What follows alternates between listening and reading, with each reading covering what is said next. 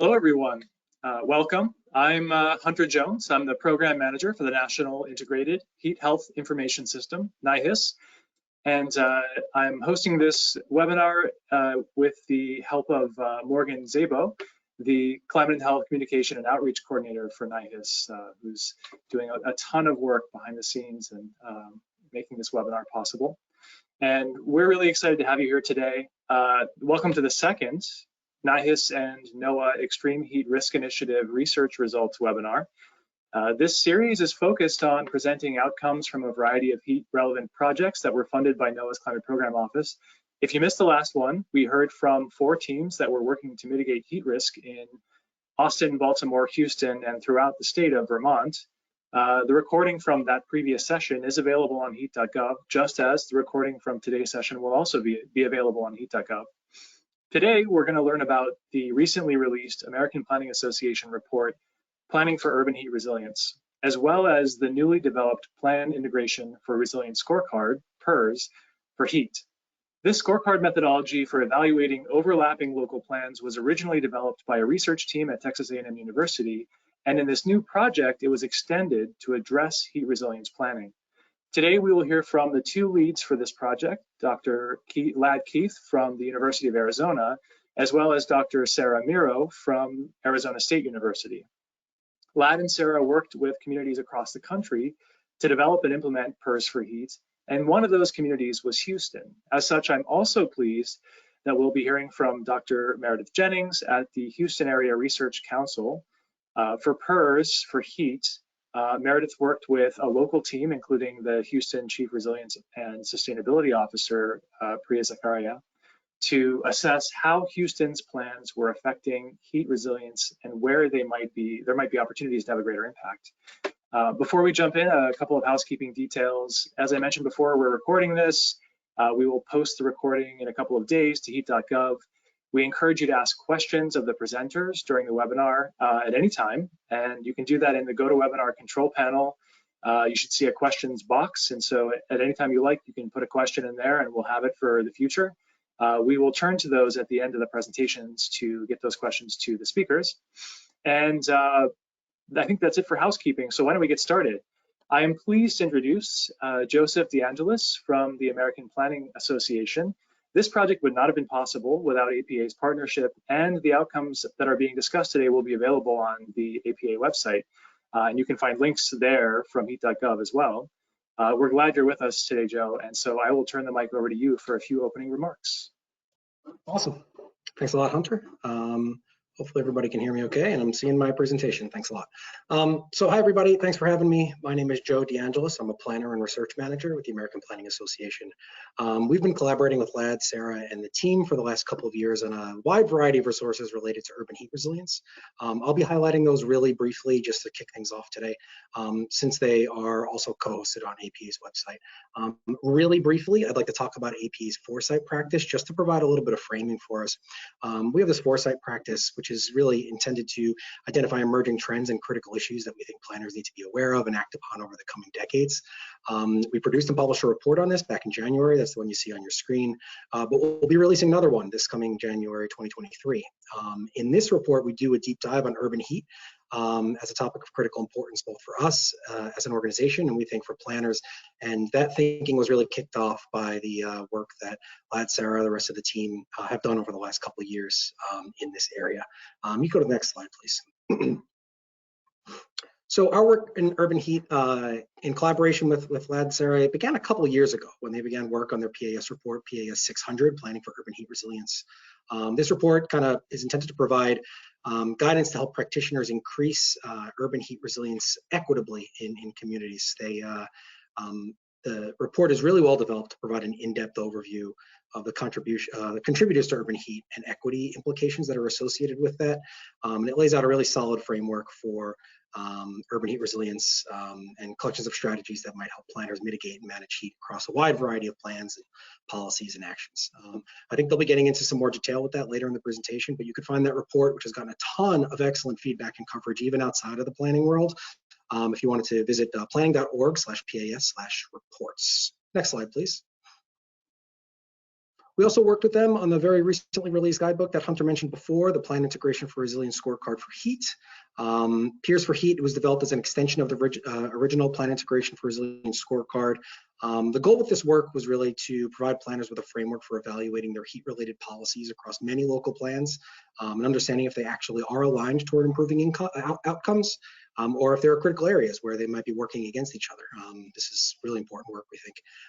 Included in that guidebook is a detailed, ready-to-go worksheet so that communities might be able to undertake this kind of analysis on their own, in addition to multiple different case examples and an in-depth case study report, which is also included on our website, along with that for the city of Kent, Washington, I believe it is. Next slide, please. And finally, thanks to NOAA and their funding, we also developed a knowledge base collection. So we have these knowledge base collections which collect important planning topics and essential planning topics.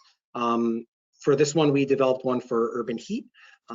This is a free resource. It includes the PIS report, the Plan Integration Guidebook, and a ton of other great resources, including case studies, plans, policies, programs from across the US related to urban heat. This is free, available to all. If you'd like to check it out, you can just go to planning.org/knowledgebase/urban heat. That's about all that I have right now. I kind of want to turn it over to Lad and Sarah so they can get into much more detail on the awesome work that they've done over the last couple of years. Thanks a lot. Thank you very much for that opening. And without further ado, I will do that. I will turn it over to Lad and Sarah to kick it off. Thank you. Great, thank you, Hunter. And I'll wait for Morgan to get our slides pulled up.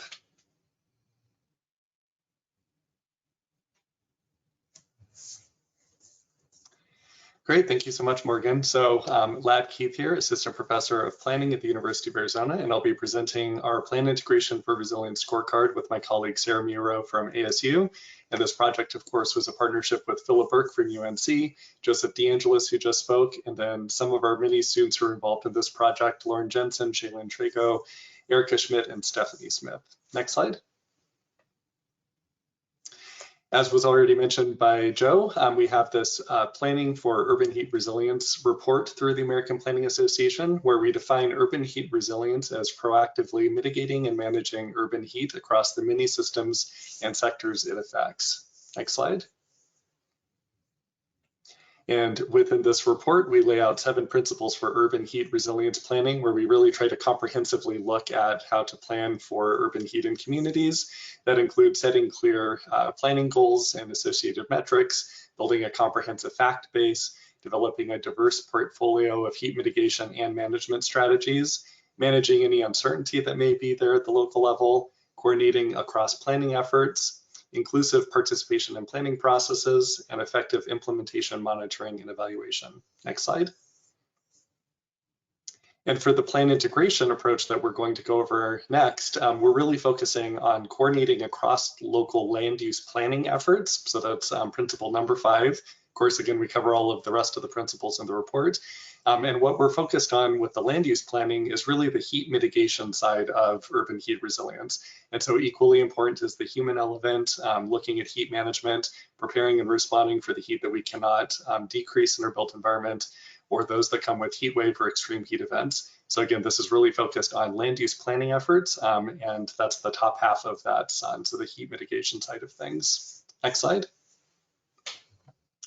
And so one really important concept with plan integration is the idea of the network of plans. And what this is about is that it's the collection of community plans that really shape the future of the built environment.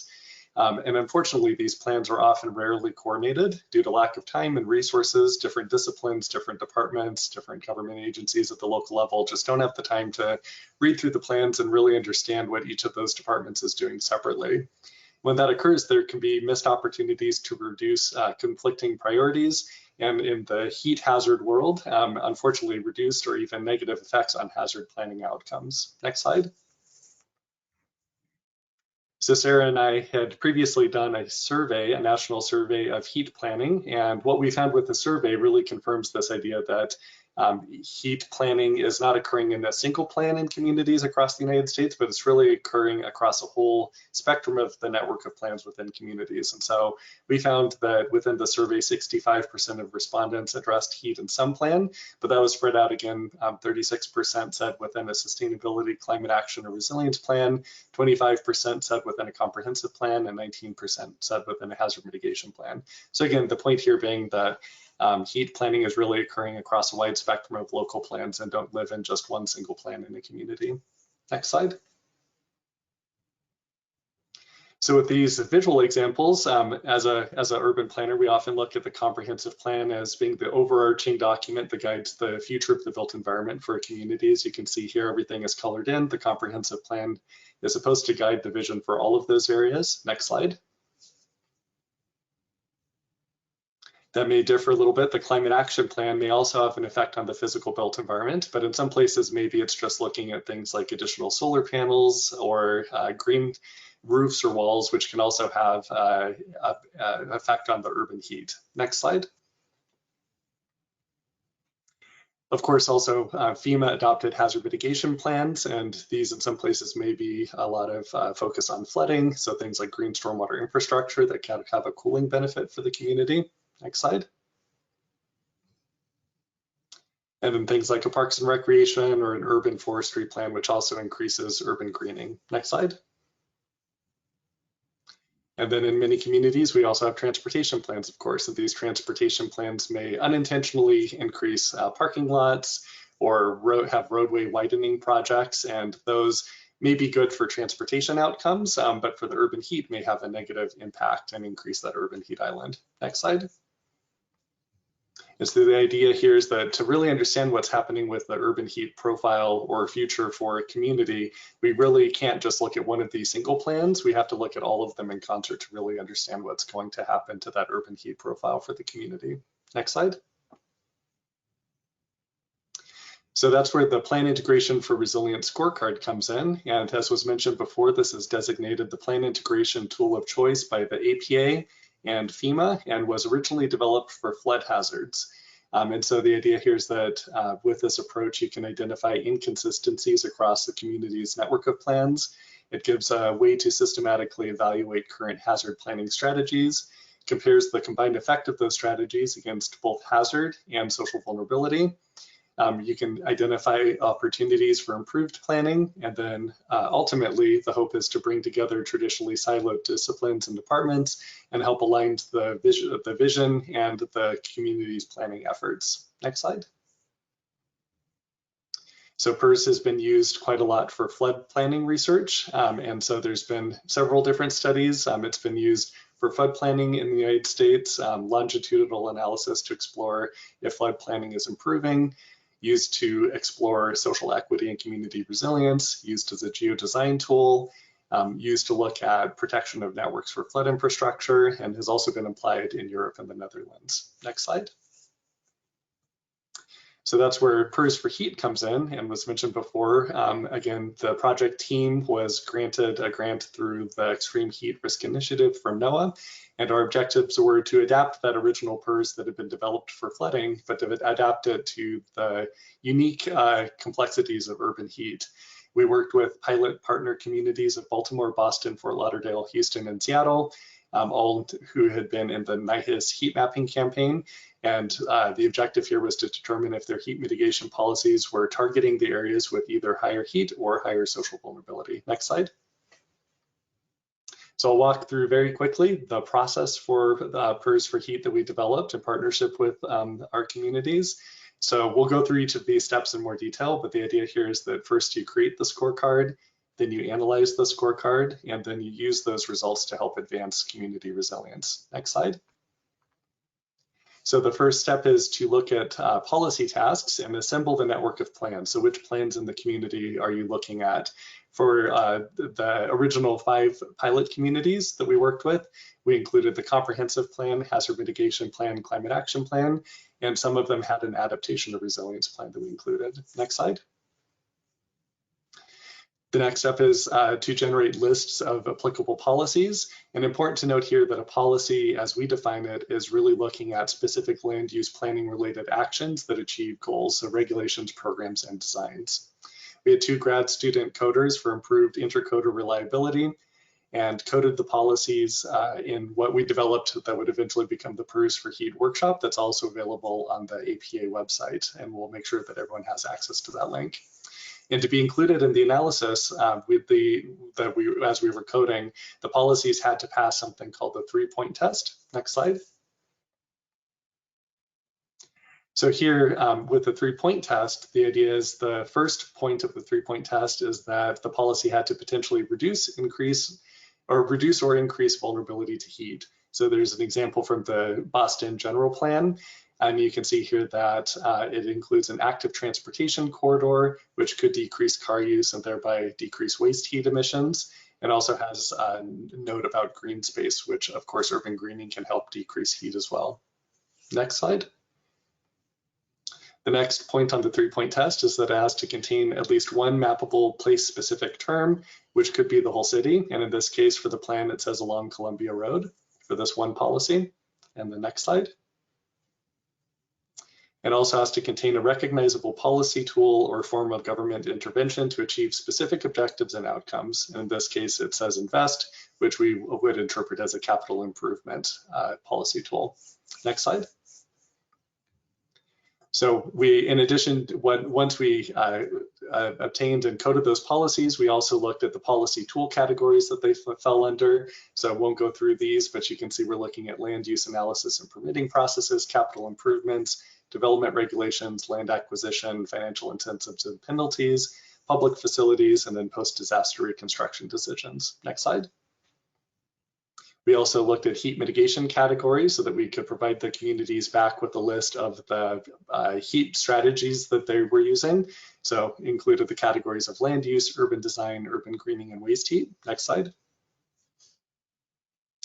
And finally, we scored those policies based on their impact, potential impact on urban heat. So a +1 score meant that it would likely decrease urban heat. A 0 meant that it would have a neutral effect. A -1 meant that it likely increases urban heat. And we created an unknown score for those that could be open to interpretation, but had a likely impact on heat. And important to note here that the magnitude of the effect of the policy on urban heat is not captured within the PIRS for heat scoring system. Next slide. So just some quick coded policy examples. The first one here is, again, that same example that was from earlier in the Imagine Boston plan. Invest in an active transportation corridor, including safer crosswalks and more walkable and bikeable green space along Columbia Road. So coded that one as a capital improvement. The policy subcategory is capital improvement for transportation infrastructure. You can see the heat mitigation categories on the right-hand side. And we gave that one a +1 score, meaning that it would likely decrease urban heat. The middle policy says strategic land acquisition and development to create affordable housing and commercial space and maintain diversity of residents that live within that neighborhood. So calling this one a land acquisition policy. Heat category is land use, and the score we call this one would be unknown because it's open to the interpretation of the planners as far as whether that would decrease or increase the urban heat, but it would likely have some effect if the development profile is changing. And then the bottom policy, preservation and enhancement of industrial land to increase job density. And based on our reading of that policy and the context around it, we said that that would likely have a negative effect on the urban heat island, thereby increasing the urban heat of the area. Next slide. So finally, once we had those policies mapped for each or coded for each city, then we had mapping tasks. So determine the planning districts. In the case of the 5 cities that Sarah will shortly be presenting the results for, use census tracts. And we mapped those policies based on geospatial indicators for each policy. And in some cases had to request additional information from the community partners as by where those policies were actually located in the community. And then once those policies were mapped, we created tables, maps, and indices. Next slide. And then finally looked at analyzing those policies in the maps. And so we assessed them against physical urban heat hazard. So again, utilizing the NIHIS urban heat island mapping campaign for the first 5 cities. And then in this case, also assessing against social vulnerability using the CDC Social Vulnerability Index, which is available nationwide and was one of the ones requested by our community partners. Next slide.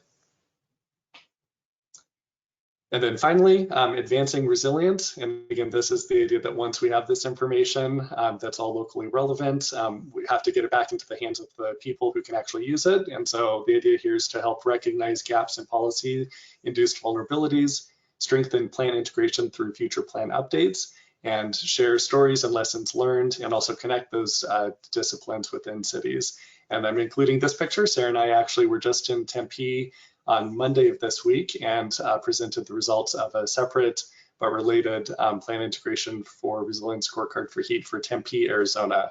And they had several planners and consultants in the room who were very interested in using the results to improve their future plan updates, which is the intention of this. So I'll turn it over to you, Sarah.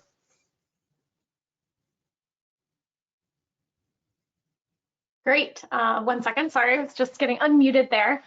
So yeah, I am Sarah Miro. I'm going to be presenting the results from our first 5 pilot cities. So if you can go ahead to the next slide. So again, just as a reminder, for the first communities that we've applied this PIRS for heat to were Baltimore, Maryland, Boston, Massachusetts, Fort Lauderdale, Florida, Houston, Texas, and Seattle, Washington.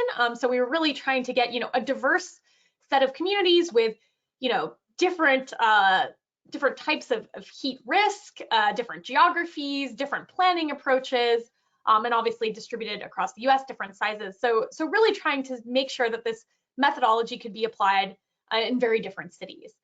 So now I'll jump into some of the results. So first, if you go to the next slide, these are the list of plans that we analyzed in these 5 cities. So as already mentioned, in all the cities, we looked at a comprehensive or general plan, a hazard mitigation plan, and a climate action plan. And we developed this list of plans to use actually in consultation with the cities. And then if cities had, depending on what they thought was most relevant for heat, we looked at a resilience plan, climate change adaptation, or a sustainability plan. In the case of Fort Lauderdale, we didn't look at any of those because they did not have them. But we can also see in this table here the number of policies that we identified across these different plans. And, I think it's clear, right, that we see policies in all of them. So I think this is further confirmation that when we're talking about heat and thinking about how, communities' plans are actually addressing heat, we really do need to look across this network of plans. So the policies are not limited to any one category of plans, right? So just, again, further confirmation of this. But we do see that there are definitely more policies in some types of plans than others. So the number 1 type of plan that we found policies in were the comprehensive plans.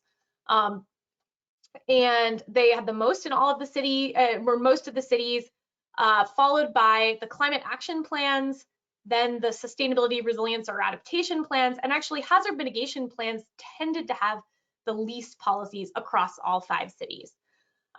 I think another thing to point out here is that you can see the differences in sort of the way different communities plan, the types of plans, detail they provide in their plans, right? And this is reflected in the number of overall policies that we identified, right? Because if policies are not spatially explicit or don't have a clear policy tool, they're not getting included. And so, in on one sort of side, right, we had like 60 policies that we identified in Houston versus say 185 in Fort Lauderdale. So it does vary quite a bit.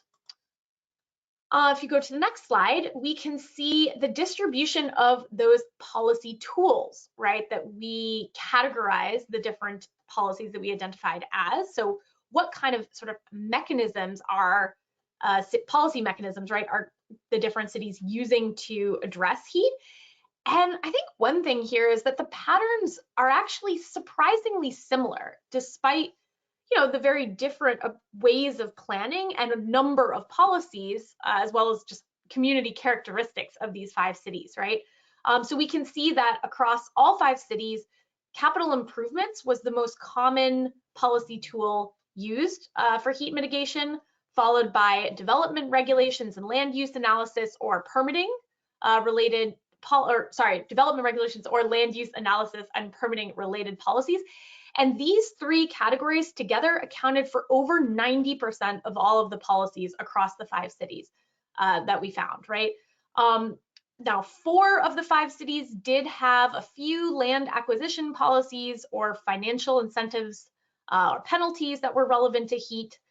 Only 1 city actually had a policy category that we categorized as a density transfer provision or public facility policies that would be relevant to heat, urban heat.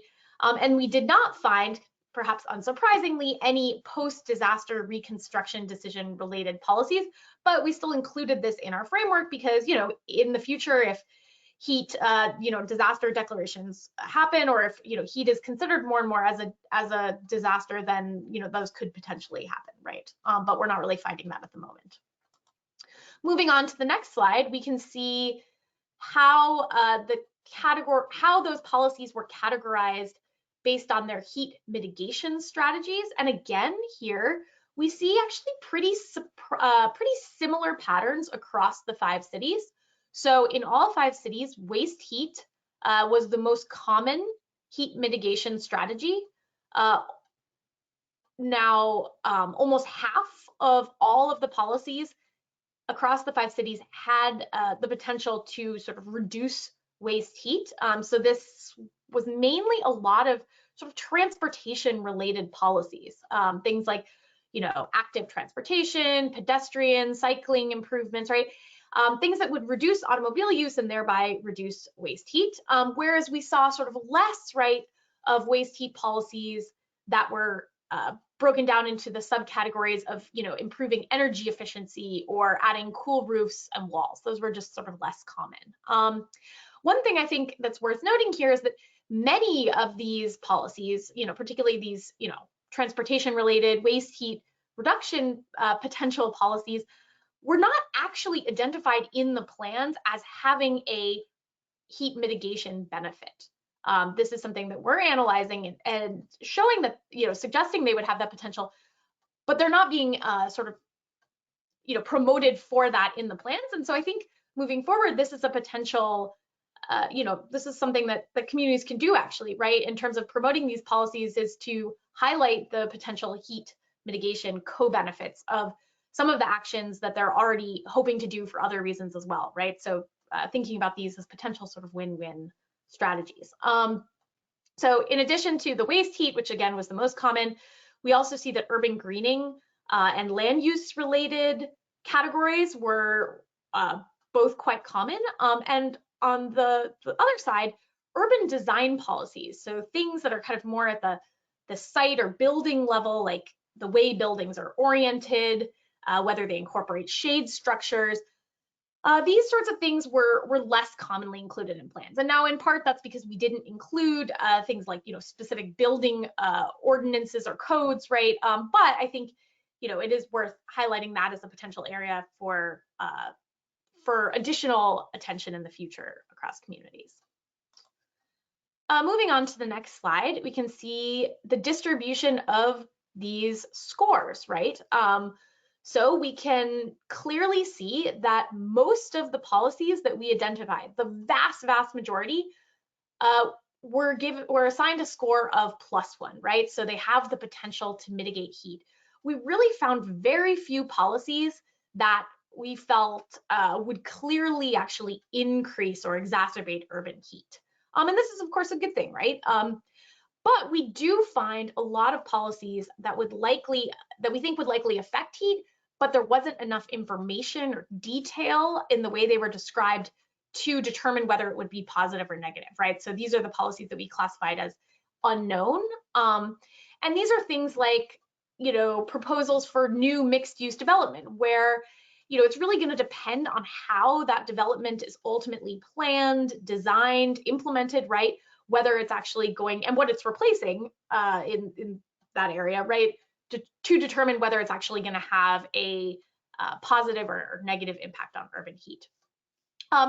Now we, of course, also then look at the distribution, right? So this is the overall number of policies across the community. Now we look at how those apply to different areas, in this case, census tracts across the communities, and how that aligns with the hottest and most socially vulnerable areas. So if you go to the next slide here, you can see the first of these maps, right? So this is for the city of Baltimore. And what you see here is we have, on the left, and you'll see these for all 5 cities, we have the map that includes the PIRS for heat net scores. So for each census tract, we added up all of the positive and negative, in that case, very few usually of those negative ones, policies, right? And this gives us an indication of sort of where are we seeing the most policy attention that's relevant to mitigating or addressing urban heat, right? So which areas are receiving the most policy attention?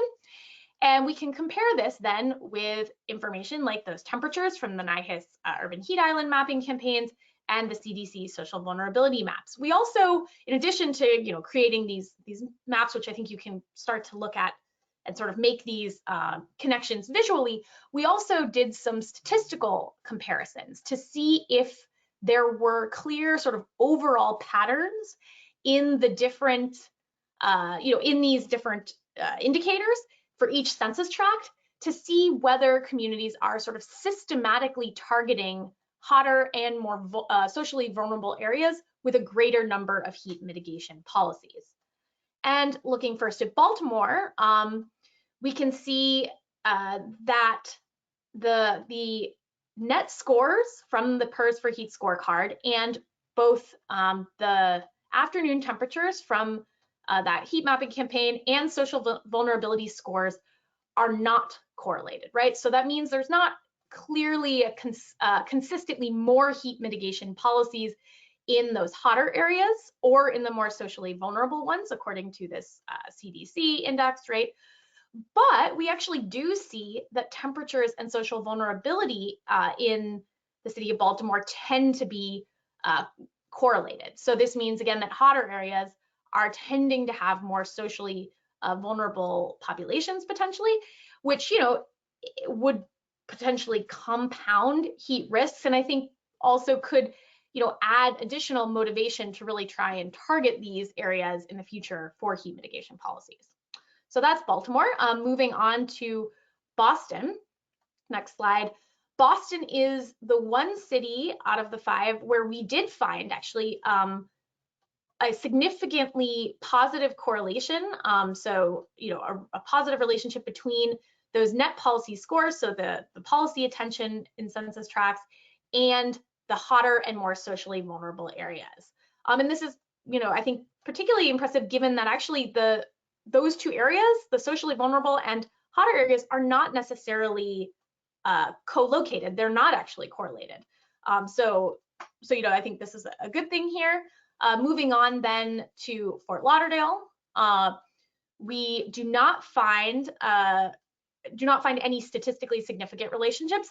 I also just want to say here, one thing to note is that, in many cases, we're not talking about that many census tracts, so it's going to be difficult to find statistically significant relationships. So just because we don't find that doesn't mean that there is no relationship, or say that the city is not effectively targeting policies, but we're just trying to get some sense of if what these overall patterns are. So we did not find any of those patterns in Fort Lauderdale.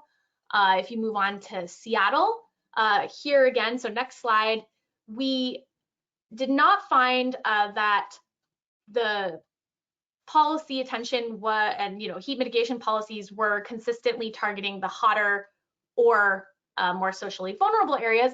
But here again, like Baltimore, we actually did find that those tended to be correlated.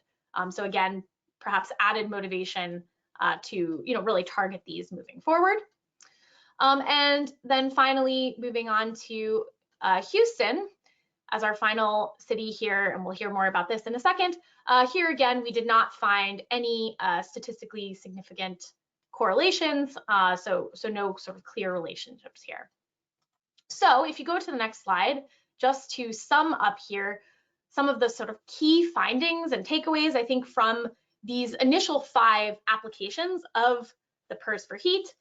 First, we can see that heat mitigation is clearly shaped by the network of plans, right? So it's not enough to just look at necessarily at one plan. We do need to look across this network of plan, and that it is collectively really shaping, heat risk and heat mitigation in the built environment.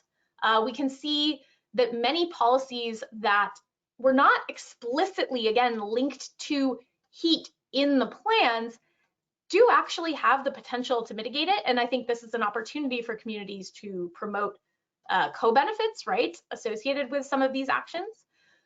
We found that for both the policy tools and the heat mitigation strategies, some categories were much more common than others. So, there's potential to, say, diversify the policy tools and kinds of heat mitigation strategies moving forward.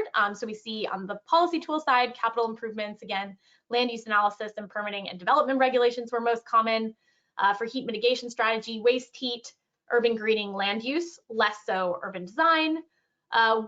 With the scoring, we can see that most policies had the potential to mitigate heat that we found, but there were a lot of policies, sometimes as many as almost half or in communities of the policies that we identified had really an unknown impact. And so in these cases, there's an opportunity to really examine more carefully how these plan developments and investments would actually affect heat, and to try and add in mitigation elements to those projects moving forward. We also, in general, find that heat mitigation policies do not really appear to be consistently targeting the hottest or most socially vulnerable areas, according to these indicators that we've compared here with, even though in some places they are co-located, right? And finally, I think particularly coming out of some of the conversations that we've had with these cities as we've shared these results, or our most recent Tempe workshop, I think that we feel that engagement with this process can actually really spark valuable conversations about how to better connect across different departments, planning efforts, and also just how to make sure that that we're doing quality land use planning, right? Making sure that the policies and the actions that we're taking a lot of time to outline in these plans, that they're actually actionable, right? That they have, a clear policy tool associated with them, a mechanism for actually implementing it, right? Or that they are spatially explicit, so there's ways to actually see where it should be implemented and to track that they are. So with that, I will pause there and go ahead and hopefully turn it over to Meredith. Thank you so much, Sarah and Lad, for the really great introduction to PIRS for heat. And while Meredith's getting set up and the slides are coming up, I have one clarification question for you, Sarah, which is regarding those heat mitigation categories. One question we had from the audience was transportation subsumed under one of the 4 categories you showed? Yeah, so I focused on the categories here. We also did break it down further into subcategories under those 4 overarching heat mitigation categories. And so transportation related policies were under the waste heat category. Got it. Thank you very much. Absolutely. All right. And now we'll transition to Houston. Thank you. Meredith, take it away. Hi, good afternoon, everyone. My name is Meredith Jennings. I'm a research associate at a nonprofit called the Houston Advanced Research Center, and we are located just north of Houston. We've been working with the city for a long time, probably over a decade. And my time at HARC began 4 years ago when I was supporting their efforts in developing the first climate action plan for Houston. And so Priya Zachariah is the Chief Resilience and Sustainability Officer for the Mayor's Office of Resilience and Sustainability at the City of Houston. Unfortunately, she wasn't available to join us today, so I'll be representing her office and sharing how Houston is starting to develop its own heat resilience work. And we really appreciate being one of the pilot cities in this PIRS for heat program. So thanks. Next slide.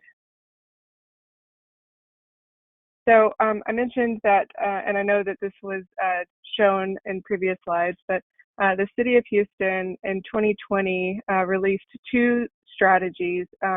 One, and these were inspired by having to do something after Hurricane Harvey. And so Resilient Houston is viewed as sort of the foundation for a number of efforts going on at the city, including the Houston Climate Action Plan. And so my organization, HARC, supported the Climate Action Plan, but we were very closely coordinating with the Resilience Office to ensure that these plans were integrated and coordinated. I will say now they were developed under 2 different offices originally, and now those offices have combined into one, so the Mayor's Office of Resilience and Sustainability. Next slide. And so there are 18 goals and targets and 62 actions in Resilient Houston. And those 62 actions almost read as a strategy. Within each of those actions, there are a number of sub-actions. And so really this Resilient Houston strategy was designed to be holistic and look at a number of different shocks and stressors following the Resilient Cities framework. Next. And so just pointing out all of the various shocks and stressors that the Resilient Houston strategy was looking to address.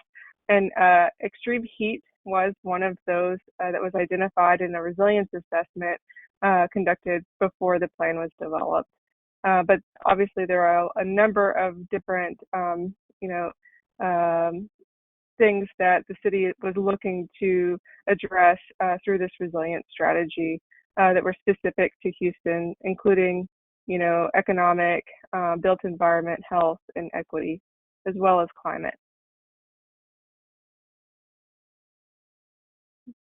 And so these 2 plans, even though they were developed separately, and we had this coordination, we had to explain really what is their relationship to one another.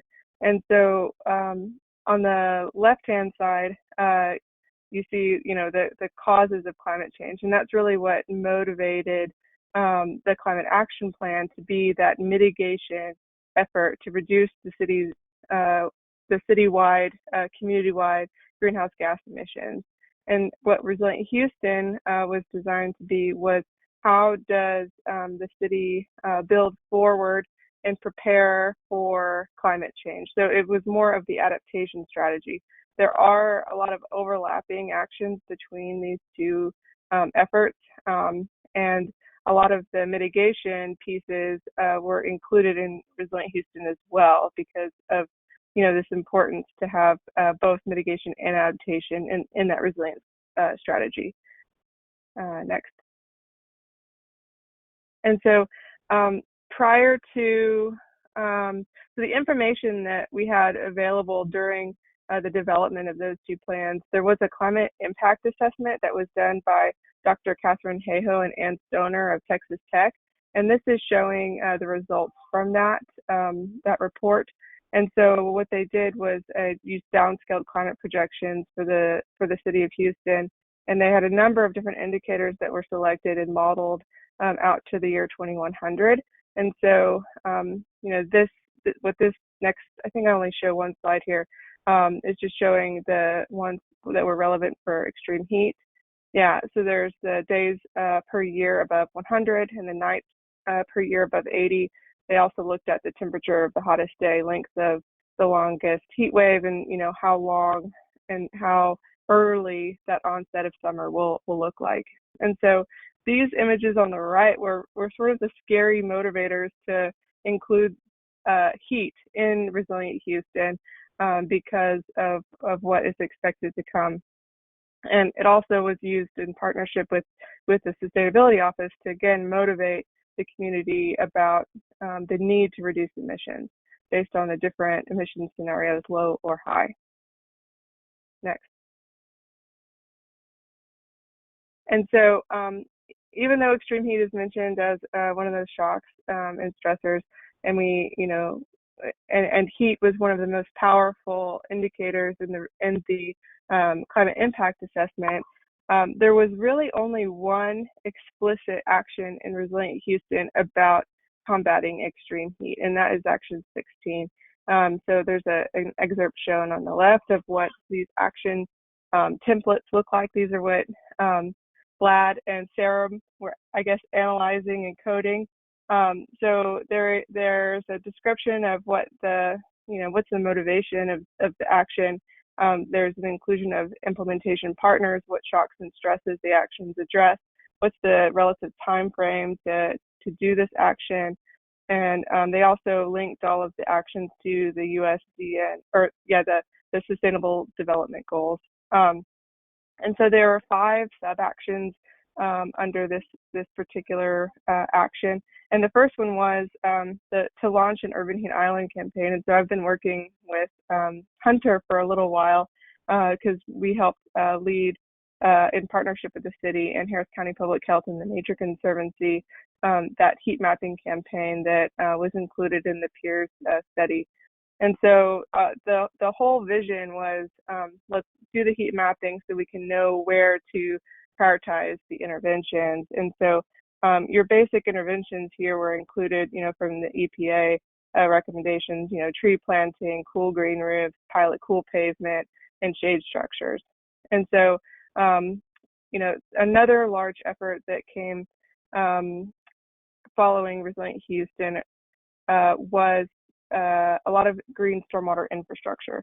And so there was a project called the Incentives for Green Development, which was looking at how to incentivize these GSI projects in the private sector. And so GSI has also been communicated to have co-benefits for not only reducing some of the stormwater issues, but also the urban heat island effect. Next. And so before we got our PIRS study results, Priya and her team, recognized that the city should have more of an effort to address extreme heat, not just this one action.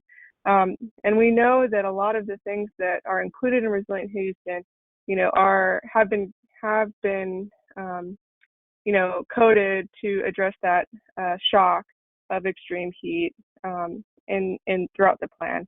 And so, this shows, borrowing from Vlad and Sarah in their planning report for the APA, these are the 2 sort of categories of heat resilience, having the heat mitigation and then the heat preparedness and response. And so this just sort of summarizes some of the things the city of Houston is already doing. And what we're trying to do next is identify, what efforts can we bolster that we're already doing, and how do we better talk about things that are in our plans so that they can be communicated as heat mitigation strategies. And so under heat mitigation, we did the heat mapping campaign. The city already had a commercial cool roof code in effect as an ordinance. And there's a number of tree planting and prairie restoration activities that the Parks and Recreation Department is doing.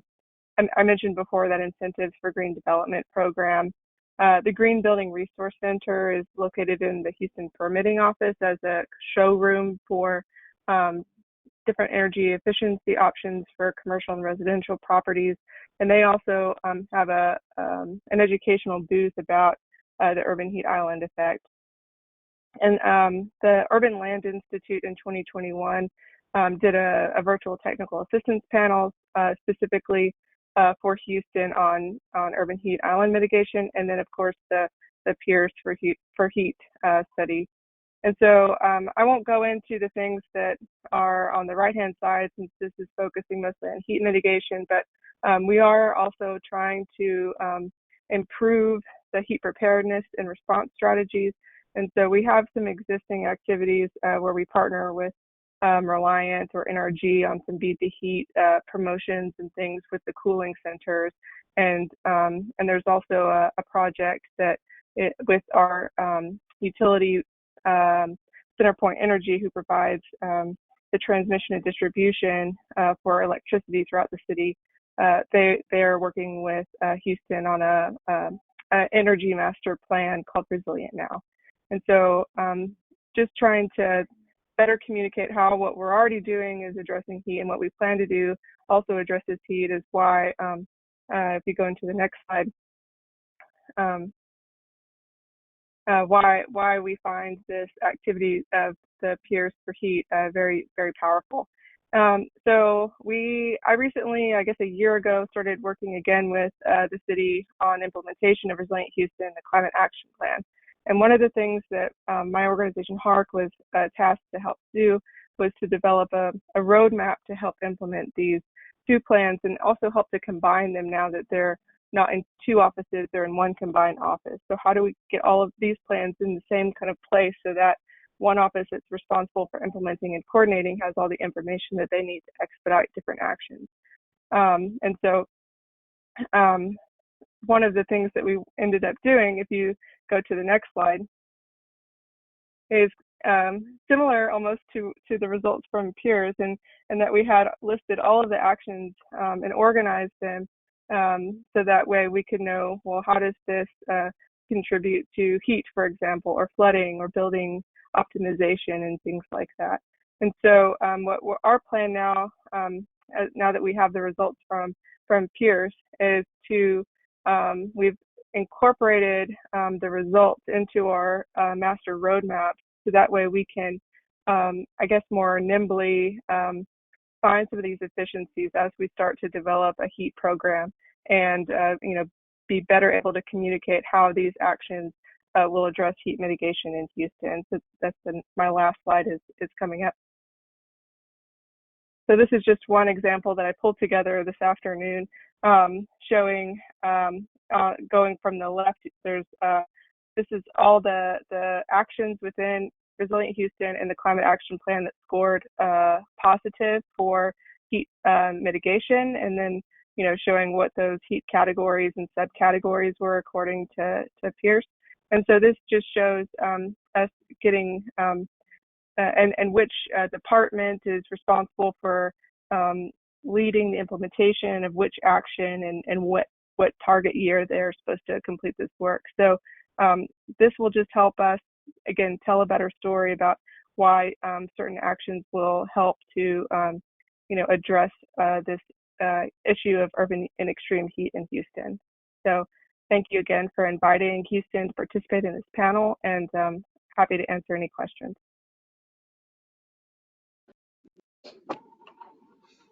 Thank you very much, Meredith. And yeah, everyone else will join us on screen. And we did have a number of good questions rolled in. Please, for the attendees, if you have a question and you haven't had a chance to put it in the question box, please do so whenever you can. And we'll make sure to get these questions to the speakers. So why don't we dive right in? Had a number of them here. I'll start with this basic question that came in. I think this is for anybody that is familiar with the scorecard process. Is it considered a research report scoring the 5 pilot cities, or is it a tool for other cities to use to assess themselves? And you use the 5 pilot cities as an example. So I think just kind of getting a better understanding of how the scorecard works. Yeah, Sarah, I'll take a first stab at it. So I think the 5 pilot cities were really important to us because they're geographically and climatologically very diverse. And so we wanted to make sure that we didn't have all examples here where we're at in the Southwest, right? And so we wanted to make sure that as we were developing the PIRS for heat, that we were making sure that it was applicable to cities, whether they were hot and arid, hot and humid, temperate, kind of all over the United States and all over the world. So that was one reason why we selected those cities. As we developed it, it's both a research tool, so academics can go and kind of pull plans and look at it and publish papers, but we also made it intentionally so that communities could also go through the process themselves as a toolkit. And Sarah and I have both had our respective urban planning master's students kind of go through the PIRS process as a teaching tool. And we actually did that at the Tempe workshop too, is had the participants go through and score a couple of policies themselves, and it worked really well. So I think the idea is that it's both an academic tool, but also a very practical tool that cities can use. Sarah? Yeah, I would just add that, we really wrote the guidebook, which is, available on the APA website for the PIRS for heat. That is really designed and written, hopefully, to be accessible to any community, so that, or any researcher or community member, city official, say, who wanted to take this method and apply it, right? So we really walk through it step by step. We provide the worksheet, like the Excel file that you can download and input your own policies into, and has the categories all there to select from and everything. So it is really designed as a tool, but then of course, yes, we will also use it as a to do some research, and and I think it gives a better sense too, as these summary results that I provided, of where we're at in terms of what kinds of policies communities are including, right, that are relevant to heat, and thinking a little bit more about that, because we actually don't know that much. It's only there's only been a few studies kind of recently coming out looking at what the current state of heat planning is, some of them being our own that we did mention. So yeah. Thanks. Anybody else want to weigh in, or should we go to the next one? Yeah. All right. The next one regarding the, let's see, most of the policies seem to apply primarily to new development. So what tools and policies could be deployed to existing development? Yeah, that's a good question. So for this one, I would say based on the 3-point test, the policy would have to change the physical built environment to impact heat, right? And so based on that, you're doing something to the built environment to change the heat profile, the urban heat profile, right? That could be new development, but actually Sarah and I found through our students coding and our analysis that many of the policies, particularly those unknowns, were mixed use and fill related policies targeted towards existing development areas. And so those particularly were the ones that often got unknown scores, because if they were developed in a way and interpreted in a way that had urban greening and cool roofs, they could have a heat mitigation effect. If they were developed in a more traditional way of an apartment building with a non-cool roof and no urban greening, and automobile focused with a big parking lot, that would probably increase the urban heat island. So I think we across the map, both new development and infill development were considered. Sarah? Yeah, and I think just adding to that, some of the policy tools and strategies, strategies that we're talking about are things like building, weatherization efforts, right? If it's increasing energy efficiency, or if you're adding new vegetation or greening, upgrading, pedestrian infrastructure in existing development areas, right? So it's not just about totally new developments. It's also updating and capital improvements for the existing developments as well. We had a couple of questions come in that are specific to equity, and I think this one seems to summarize it quite well. So does this framework for heat policy interventions, can it be used to achieve specific targeted goals for heat management, such as building equity efforts for the most vulnerable populations? Because one thing that can happen, kind of pulling in from another question here, a concern with big ticket capital projects is they can sometimes not really address the needs of those that are most vulnerable.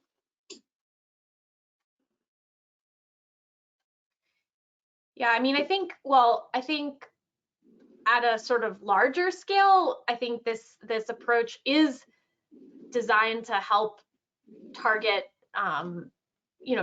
investments more equitably, right? So because you're able to kind of compare patterns and policy attention with, well, really any kind of indicators that are relevant to identifying where those, vulnerabilities are, or where, you know, where basically they're needed most. I think there is that potential, but to your point, I mean, we're not really waiting. I mean, one thing is we're not really weighting big capital improvements any different than we are sort of individual smaller investments. And so I think trying to figure out which of, you know, how to weigh those, that's not something that this is really providing like a value judgment on, I would say.